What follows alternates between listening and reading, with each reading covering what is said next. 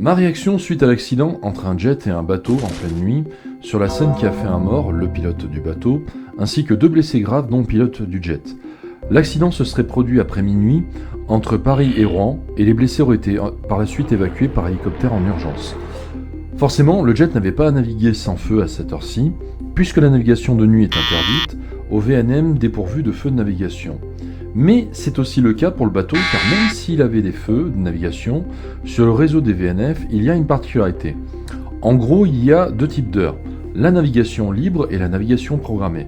La libre est pour tout navire et la programmée de nuit seulement pour les navires de commerce, mais pas pour ceux de plaisance, y compris si ceux-ci ont fait une dérogation. Au peu d'informations données sur l'accident, il est fort probable que les 2 plaisanciers impliqués dans la collision n'avaient pas d'autorisation ou de dérogation sur eux.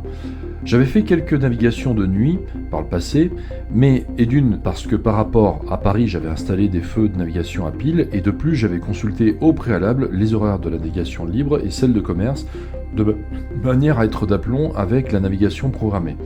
Maintenant, vous ne pouvez pas aller trop vite de nuit car si vous partez juste avec vos feux de navigation, vous n'allez rien voir du tout. Ces feux sont un peu comme les feux de position, les veilleuses d'une voiture. Ils sont juste là pour signaler votre présence et votre cap aux autres. Et même en ajoutant des feux de vélo ou une frontale, vous ne voyez pas au-delà de quelques mètres. Les navires de commerce utilisent d'ailleurs souvent des radars, des détecteurs de fond ou des GPS, justement pour pouvoir se repérer sur l'eau et naviguer en toute sécurité. Donc en gros, pour résumer de nuit, attention à la vitesse, la visibilité aux autres et surtout à vous-même, sinon